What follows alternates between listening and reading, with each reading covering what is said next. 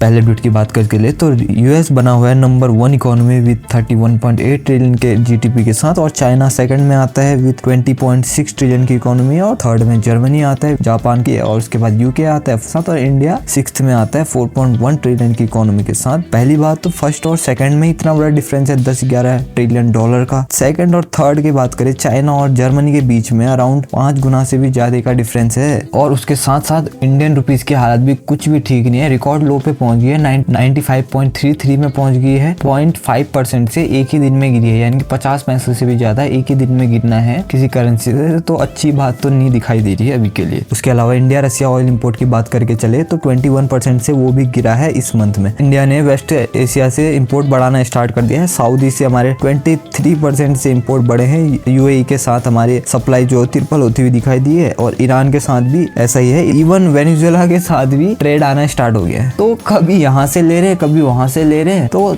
काम चल रहा ही है, जहां से भी चल रहा है काम ठीक चल रहा है ऑयल के हिसाब से। तो अब बात करें पॉकेट एफएम की, तो वो रेस करने वाले 120 मिलियन विथ 2 बिलियन की वैल्यूएशन के साथ। पॉकेट एफएम का जो एनुअल रिकरिंग रेवेन्यू है ARR वो $400 मिलियन का है, और उनके जो लॉसेज है वो भी कम हुए हैं हाल ही में। और जो कंपनी है वो आजकल AI power story telling use कर रही है, और बहुत सारे जो क्रिएटर है ना यूट्यूब में उनकी आवाज आ रही है या वो स्टोरी टेलिंग कर रहे हैं। कैश फ्लो लेवल में प्रॉफिटेबल भी दिखाई दे रहे हैं विद एबिटा मार्जिन नियर 5% के साथ। 2018 में लॉन्च हुआ था, और अभी के समय 20 से भी ज्यादा कंट्रीज में एक्सपेंड कर दिया है पॉकेट एफएम ने। अब बात करें एक्सबॉक्स की, तो उनका रेवेन्यू 33% से गिरता हुआ दिखाई दिया है उनकी लेटेस्ट अर्निंग रिपोर्ट में, और जो उनका सर्विस रेवेन्यू जो गेम से कमाते हैं वो भी 5% से ज्यादा गिरता हुआ दिखाई दिया है। जब GTA 6 आएगा उसके बाद जो भी ये रेवेन्यू होगा तब बढ़ना स्टार्ट होगा मेन। अब बात करें अमेजॉन इंडिया की, तो अमेजॉन क्विक डिलीवरी सर्विस वाला जो उनका बिजनेस है 25% से मंथ ऑन मंथ बढ़ रहा है इंडिया में, और कंपनी इस सेगमेंट में दबा के पैसा यूज कर रही है,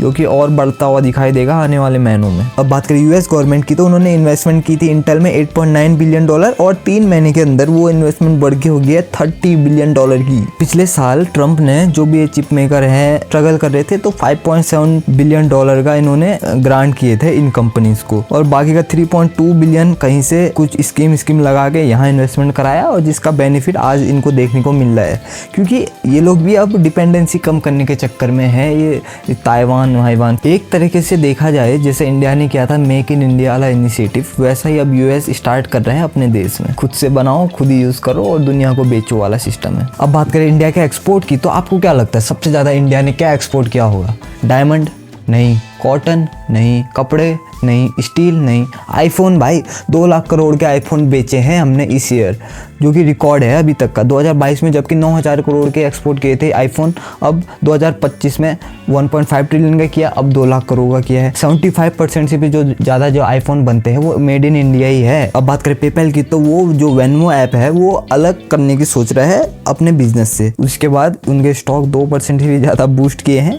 और वो अलग क्यों कर रहे हैं? क्योंकि उनका जो फाइनेंशियल डाटा होगा वो अलग अलग तरीके से ट्रैक कर पाएंगे, तो ईजी होगा दोनों ऐप्स को चलाना।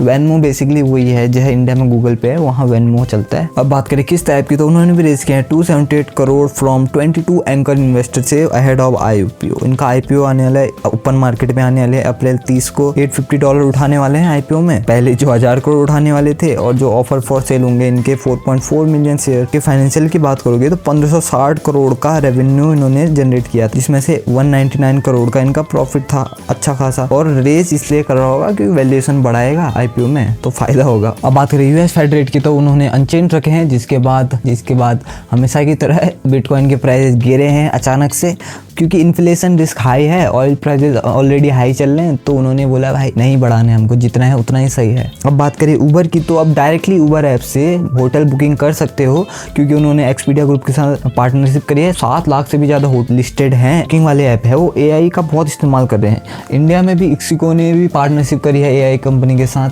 और मेक माई ट्रैवल ने भी ओपन AI के साथ पार्टनरशिप करी, अपना वॉइस वाला फीचर लाए है कि आप 1 टिप में जो भी बोलोगे, जैसे हमको इतने बजट में होटल चाहिए, ये चाहिए, तो वो सारे कंपेयर करके आपको दे देगा।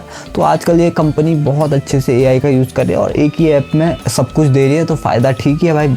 उबर में कार बुकिंग कर लो, उसके कार में बैठे बैठे होटल की बुकिंग भी कर लो, ठीक ही है। अब बात करें UPI ऐप्स की, तो अमेजोन और मेटा ने गवर्नमेंट को बोला है भाई जो मोनोपोली चल रही है गूगल पे पे और फ़ोन पे की, तो हमको डर लग रहा है भाई हमको भी कुछ ना कुछ बेनिफिट मिलना चाहिए इससे। राइट नाउ 80% भी ज़्यादा जो UPI ट्रांजेक्शन होते हैं या तो वो गूगल पे से होते हैं या फ़ोन पे से मिला के होते हैं। दोनों को मिला के मार्च में 22 बिलियन से भी ज़्यादा ट्रांजेक्शन हुए हैं। अमेज़ॉन और मेटा के साथ साथ जो बड़ी बड़ी वीज़ा और जो मास्टर कार्ड जैसी कंपनीज है वो भी डरी है भाई UPI से। वो लोग का आना बंद हो गया है इंडिया में इनकी वजह से, जो कि अच्छी बात है हमारे लिए तो, क्योंकि भाई चार्जेस लगते थे मास्टर कार्ड वीज़ा कार्ड में, तो कौन यूज़ करता भाई। इंडिया में सब ने छोड़ दिया, फ्री में यूज़ करेंगे, आराम से करेंगे, कोई टेंशन वाली बात ही नहीं है। तो आज के लिए भाई इतना ही, कल मिलते हैं, ठीक है, बाय बाय।